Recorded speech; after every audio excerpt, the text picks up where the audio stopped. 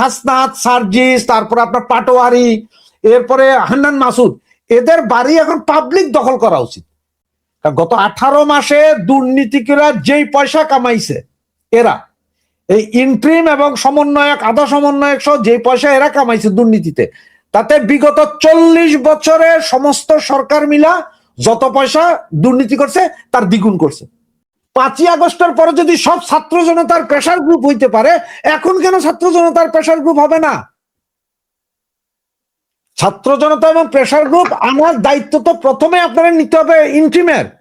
এবং আমি তো আশা করব যে এখন থেকে তারেক জিয়া যেই মুহূর্তে ক্ষমতা নিবেন তার আগ পর্যন্ত যত ঘটনা ঘটবে, নির্বাচনের শুরু হওয়ার পর থেকে এখন পর্যন্ত যা ঘটনা ঘটবে এই জামাত এনসিপির সাথে, এগুলোর জন্য ইন্ডিমিনিটি দিতে হবে। এগুলোর জন্য যারা করছে তাদের ব্যাপারে ইন্ডিমিনিটি দিতে হবে, তাদের কোনো বিচার হবে না। এটা একদম প্রতিষ্ঠিত হইতে হবে, দরকার সংবিধানে লেখা থাকতে হবে 5ই আগস্টের পরের যত ঘটনা সবগুলো যদি ইন্ডিমিনিটি পায়, তাহলে 12ই ফেব্রুয়ারির পরের থেকে তারেক জিয়া ক্ষমতা নেওয়ার আগ পর্যন্ত সব ইন্ডিমিনিটি হইতে হবে, সব ইন্ডিমিনিটি পাইতে হবে। এটা আমি তো দ্ব্যর্থহীন ভাষায় বলবো যে ইন্ডিমিনিটি দাও। গত 18 মাস এমন কোন কাজ নাই যেটা জামাত ইসলাম করে নাই, হেন কোনো কাজ নাই যেটা জামাত ইসলাম করে নাই। এই জন্য এখন আপনি যদি বলেন ভাই বিএনপি কি সুফি সাহ পীরজাদা, না না না, বিএনপিও করছে। এগুলো আপনি আমার দেখায় লাভ নাই, আমিও দেখতেছি বিভিন্ন জায়গায়, কিন্তু এটা করতেছে পাবলিক, আম জনগণ, বিএনপি না। বিএনপি তো ক্ষমতায় নেই এখনো। এখন যদি ডাক্তার ইউনূসের হাতে এখনো সেনাবাহিনী, এখন ডাক্তার ইউনূস যদি কয়ে এই নির্বাচন বাতিল করিয়া নতুন নির্বাচন দিব, বিএনপির কিচ্ছু করার ক্ষমতা নাই, কারোই কিচ্ছু করার ক্ষমতা নাই। এরপরে এখন যেটা করাইতেছে এটা হচ্ছে যাতে ডাক্তার ইউনূস স্যার একটা প্ল্যান আছে যে আমি নির্বাচন বাতিল করে আবার ইন্ট্রিম রেখে দেবো, এই জন্য এগুলো করাইতেছে ডাক্তার ইউনূস। এগুলো বিএনপি করতেছে বলে আমার বিশ্বাস হয় না। এটা প্রেসার গ্রুপ, এটা শফিকের প্রেসার গ্রুপ দিয়ে করাইতেছে সরকার। ইন্ট্রিম এগুলো করাইতেছে, যা করাইতে করাইয়া বিএনপির উপর দৌলত। যেমন যে গত 18 মাসে কোন একটা অকারেন্স ঘটাইলেই কইতো না যে আওয়ামী লীগ, এই যে হাত দিলে মারছে ইন্ট্রিম, কইলো আওয়ামী লীগ মারছে, শেখ হাসিনা নির্দেশ দিছে মাইরা ফেলাইছে। ঠিক এখন সেম ঘটনা ঘটাইতেছে বিএনপির সাথে, করতেছে সরকার, নাম দিচ্ছে বিএনপির। এইটাই সুতরাং উৎসব চলছে। আর আল্লাহর একটা কারমা বলে একটা শব্দ আছে, আপনি যদি মুসলমান হন তাহলে আপনি বিশ্বাস করতে হবে যে আল্লাহর হুকুম ছাড়া গাছের একটা পাতাও নড়ে না। এটা যদি আপনি বিশ্বাস করেন, যদি মুসলমান হন, তাহলে এগুলা যা হইতেছে সবই আল্লাহর হুকুম হইতেছে। সোজাই রাশেদ হায়দার ভাই, মব যে কালচার 18 মাস ধরে চলেছে, সেটা কি আবার বুমেরাং হয়ে ফিরে আসছে? সেটাই তো আপনাকে বলছি, মব কালচার দিয়ে এরা আগে যা করছে সেম মবটাকে এখন সরকার উস্কাই দিচ্ছে, যাতে বিএনপি শপথ নেওয়ার আগেই সারা পৃথিবীর কাছে নাম খারাপ হয়। এই মবটা চালাইতেছে ওরা। এই যে একটা 72 ঘন্টা থেকে 96 ঘন্টার যে ভ্যাকুয়ামটা আছে, এইটাতে তারা মব উস্কাইতেছে। মানে যদি বিশৃঙ্খলা সৃষ্টি করা যায়, তাইলে দেশের অবস্থা খারাপ বইলা জরুরি অবস্থা জারি করে হয়তো ইউনূস আবার ক্ষমতা রাখতে পারে, এই প্ল্যান তাদের। মাসুদ ভাই, আওয়ামী লীগের ধরেন আপনার 50-60 জন বা 100 জন এমপি দেশের বাইরে আছে, 100 জন। কিছু কলকাতায়, কিছু লন্ডনে, ইউরোপে এবং আমেরিকাতে 100 জন টোটাল। বাকি নেতা কর্মী যা বলেন সেইটাও ধরেন আমি 5000, টোটাল 5000 দেশের বাইরে আছে, বাকি সব তো দেশে আছে। আওয়ামী লীগ নাই কই? আপনার পাশে ঘুরে দেখেন তো আওয়ামী লীগ, ডাইনে দেখেন আওয়ামী লীগ, উপরে দেখেন আওয়ামী লীগ, নিচে দেখেন আওয়ামী লীগ। আওয়ামী লীগ আছে, হয়তো আমরা চুপ হয়ে আছি, কিচ্ছু বলতেছি না, কিছুই বলছি না, আমরা চুপ হয়ে আছি। কারণ বিশৃঙ্খলা, দেখেন আমরা বিশৃঙ্খলা সৃষ্টি যদি করতে চাইতো আওয়ামী লীগ, তাতে নির্বাচনের সময় কেন্দ্রকে কেন্দ্র জ্বালাই দিতে পারতো। রাইতের বেলা একটা পেট্রোল বোমা মাইরা দিয়ে তো জ্বালাই দিতে, একজনের সম্ভব, একটা পেট্রোল বোমা মারা একজনের দ্বারা সম্ভব, একটা কেন্দ্র। আওয়ামী লীগ কোনো বিশৃঙ্খলায় যায় নাই। কাজে আওয়ামী লীগের মাথায় একটা ছিল, যেটা দেশের মানুষ বুঝতেছে এখন, মাথায় একটা ছিল যে এই দেশকে যেই পরিমাণ উন্নত করছে গত 17-15 বছরে, মানুষের ভিতরে যে একটা ভালোবাসা গত 18 মাসে আওয়ামী লীগ পাইছে, এইটা আওয়ামী লীগ নষ্ট করবে না, এইটাকেই ক্যাশ করছে। যার কারণে আওয়ামী লীগ দাঁড়ায় আছে। আজকে যদি ঢাকা কেন্দ্রীয় আওয়ামী লীগের কেন্দ্রীয় কার্যালয়ের সামনে লুঙ্গি পরা লোকজন জাতীয় পতাকা তুলে স্যালুট দেয়, তার মানে বুঝছেন মানুষের ভালোবাসা কোথায় আছে। এবং বাংলার মানুষ জানে যে আওয়ামী লীগ অযথা হিসাব পেশ কি করবে না, আওয়ামী লীগ রাজনীতি করবে, আওয়ামী লীগ ভোটের মাঠে খেলবে, ভোটাভুটিতে খেলবে। আওয়ামী লীগ 24-এর 5ই আগস্টের মতো সন্ত্রাস করে আসবে না। এই নির্বাচনটা মানেন চাই না মানেন, মানতে আপনাকে বাধ্য। 15ই ফেব্রুয়ারির ইলেকশন যেমন মানতে হয়েছে, বাকি ইলেকশন গুলো যেরকম মানতে হয়েছে সাংবিধানিক কারণে, এইটাও সাংবিধানিক কারণে মানতে হবে। সুতরাং সব ইলেকশন গুলোই বৈধ, কোনোটাই অবৈধ করতে পারবেন না।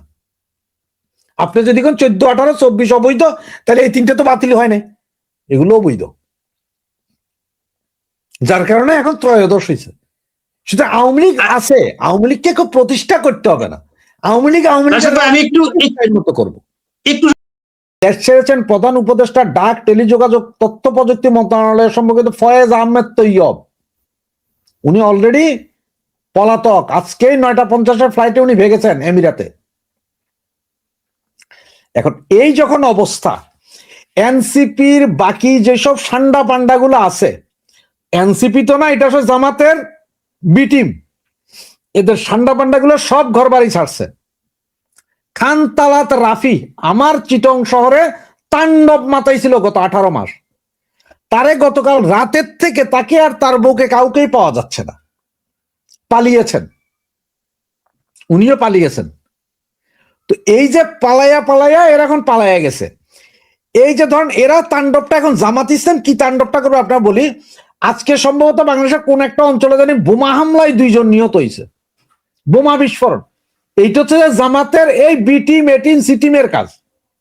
মৌলবাদীদের যে ব্যাপার, 560টা জায়গায় একসাথে বোমা হামলা হয়েছিল মনে আছে, মৌলবাদীরা সেম ওই কাজটা মৌলবাদীরা করবে আবার। মানে বিএনপিরে ব্যতিব্যস্ত করে ফেলাবে এরা, বিভিন্ন জায়গায় হামলা, গুপ্ত হামলা কইরা। এই যে চাঁপাইনবাবগঞ্জে ককটেল বিষয়ে নিহত 2 জন, এগুলো সবগুলো মৌলবাদীরা। কারণ এদের এতদিন খায়ের ছিল যে যদি জামাত আসতো তাহলে কিন্তু দেশে কোনো ইয়ে হইতো না, কি বোমা হামলা হইতো না, মানুষ মরতো রাস্তাঘাটে, বোমা হামলা টামলা এগুলো হইতো না। এখন কিন্তু এদের এই যে বানানো এই প্রোডাক্ট, পাকিস্তান থেকে আসা এত অস্ত্রশস্ত্র, এগুলো তারা এখন ব্যবহার করবে গুপ্তভাবে, গোপনে। তারা সরাসরি আগের মতন সেই শক্তি আর নাই নামার মতো। কারণ গত 18 মাসে মানুষ বিরক্ত হইয়া এখন মানুষ প্রতিরোধ করা শুরু করছে। আজকে ঢাকা ইউনিভার্সিটিতে গোলাম আজমের পোস্টার লাগায় জুতা নিক্ষেপ, দেখেন আল্লাহর মাইর, এটারে কয় আল্লাহর মাইর। আর একটা কি যেসব প্রকৃতি কখনো ভ্যাকুয়াম রাখে না, কিন্তু জায়গাটা পূর্ণ করবেই। আপনি একটা রুমের ভিতরে আপনার বাতাস সব টাইনে নিয়ে যান, এরপরে দেখবেন যে কোনো না কোনো ভাবে একটা ছিদ্র, একটা পিঁপড়ার ছিদ্র করে হলে যেখানে বাতাস ঢুকবো। তো ওই যে রাজনৈতিক শূন্যতাটা যে সৃষ্টি হয়েছিল, এই হারামজাদারা যা করার চেষ্টা করছিল, যা করছিল, এখন পাবলিক সেটার প্রতিদান দিতেছে। এবং এরা এগুলা আরো করবে, এগুলা করলে পাবলিকও সমুচিত জবাব দেওয়া শুরু করবে। এখন এই যে মানুষ আজকে যেভাবে মানুষ গত 2 দিনে যেভাবে জাগছে, এটা হচ্ছে কি জানেন, এইটা হচ্ছে যে এটাতে আওয়ামী লীগ, বিএনপি, জাতীয় পার্টি এরা না, সাধারণ পাবলিক। গতকালকে ঢাকা ইউনিভার্সিটিতে 4-5টা ছেলে মেয়ে তারা ব্যান্ড লাগায় গান গায়ে গায়ে বেড়াইছে রাজাকারদের ব্যাপারে। এই যে দেখছেন না, ডাকসু জিতার পরে চুরি করে জিতছে, এটা তো শিওর যে নীলক্ষেত থেকে ভোট নিয়ে আসছে, আইনা জিতছে। এরপরে তারা ওখানে গরিব মানুষ, সারা ঢাকা ইউনিভার্সিটি চতুর্দিক, ঢাকা ইউনিভার্সিটি ঢাকা শহরের অর্ধেক, চতুর্দিকে গরিব মানুষ হচ্ছে পান বিড়ি সিগারেট বেচে টেচা খাইতো, সব উচ্ছেদ করছে। মুরব্বী মানে বাপের বয়সী লোকদেরকে কান ধরে উঠা বসা করাইছে। এর এটা আমারে দেখাইন না, এই যে এর এটা আমাকে দেখাইন না। এরা এখন এগুলা কেন করতে জানেন, এই দেখবেন এই বেটা এখন ওই যে ওই ইয়ে যদি রাশেদ হায়দার ভাই, এটা আপনাকে দেখাচ্ছি না, এটা দেখাচ্ছি আমার দর্শকদেরকে।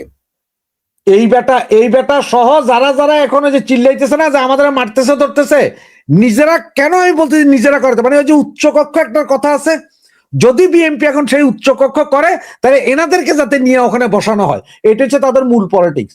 যার কারণে তারা দেখাইতেছে আমরা তো সাফারার। ওই যে জুলাই যোদ্ধা বলে বহু সুবিধা ভাগ করছে, কিন্তু এইটা দেখেন আগামী কাল থেকে জুলাই যুদ্ধ কইলেই পিডাইবে পাবলিক, সাধারণ পাবলিক মারবে, জুলাই যুদ্ধ কইলেই মারবে। এখন নামে না কেন ওনারা? রাজুতে এখন ঘোষণা দেয় না রাজুতে আয় সবাই, ওনাদের রাজুতে আয় কর দরকার, ওনাদের এত ক্ষমতা।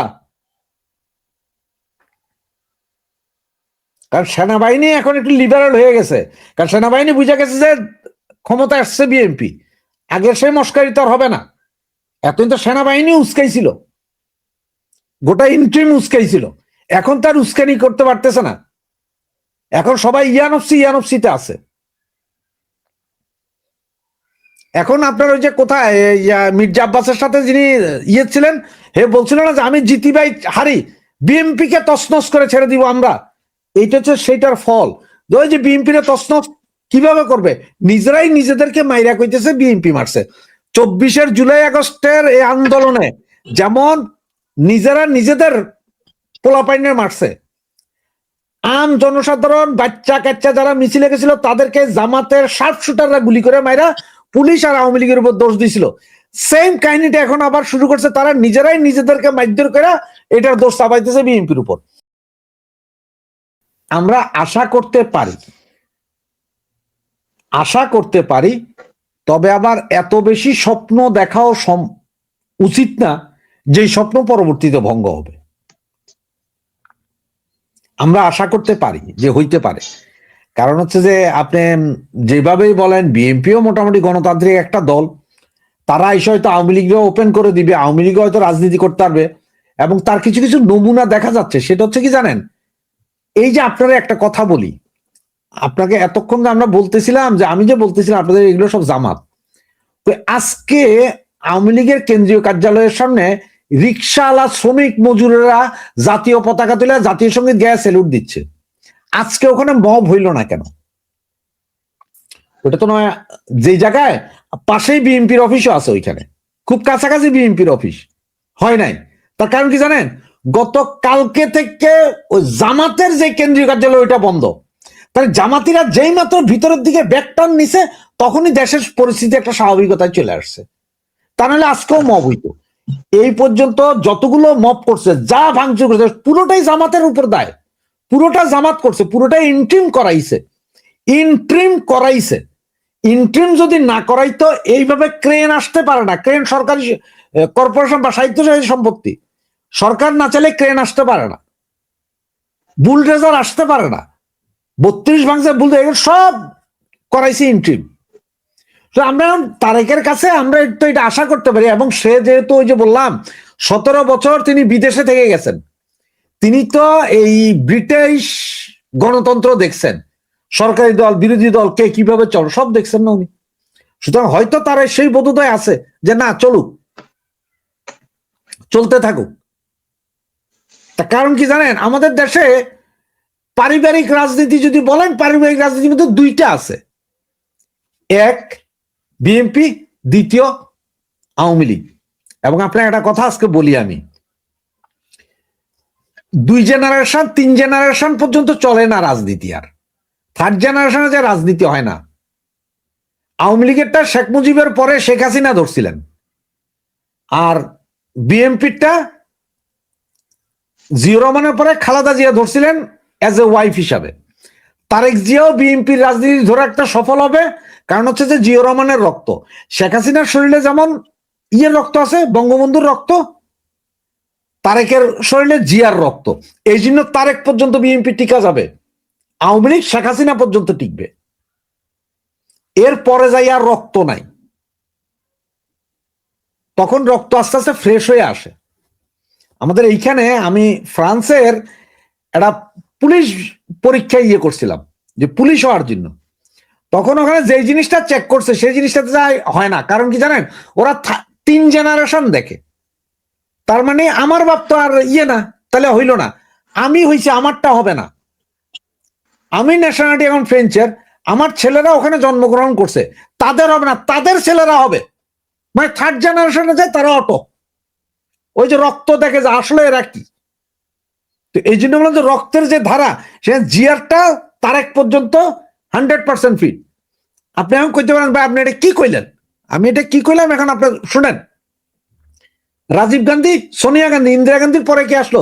রাজীব গান্ধী আসলো তো, ইন্দিরা গান্ধীর ছেলে রাজীব গান্ধী। এরপরে এরপরে এই যে রাজীব গান্ধীর পোলাপাইন, ওরা যায় টিকাইতে পারলো দলের, দল মুসলিম লীগ হয়ে রয়েছে এখন।